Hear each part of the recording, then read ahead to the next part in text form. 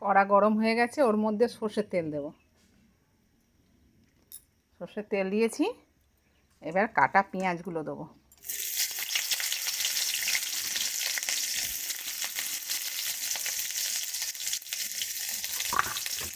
পেঁয়াজটা একটু হালকা করে ভেজে নেবো, বেশি ভাজবো না। অল্প একটু ভাজা হয়ে গেছে, ওর মধ্যে আদা ছোট ছোট করে কেটে রেখেছি, এই যে আদা দেবো, কাঁচা লঙ্কা আর টমেটো দেবো, দিয়ে আর একটু নেড়ে নেবো।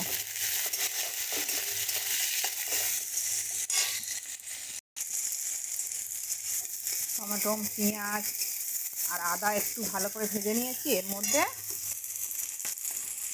ছোট ছোট করে কেটে রেখেছি আমড়া, কাঁচা আমড়া, এগুলো দেবো, দিয়ে নুন দেবো, দিয়ে ভালো করে ভেজে নেবো।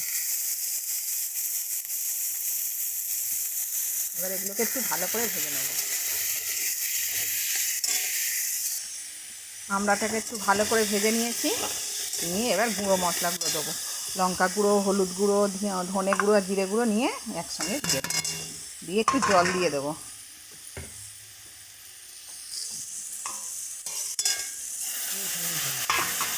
জল দিয়ে একটু ভালো করে নেড়ে তারপরে শুকনো শুকনো করে জল দেবো।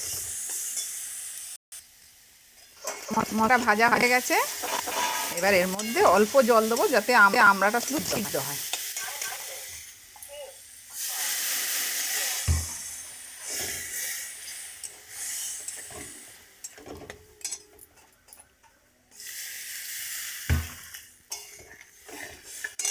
জলটা পুরো শুকনো হয়ে গেছে আমরা, এবার এর মধ্যে একটু সর্ষে বাটা দেবো,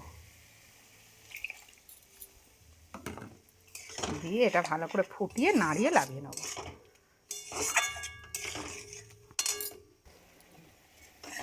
মাখা মাখা হয়ে গেছে বন্ধুরা, এবার লাভিয়ে নেব। কেমন হয়েছে আমাদের আমড়ার ঝাল কমেন্টে জানাবেন বন্ধুরা।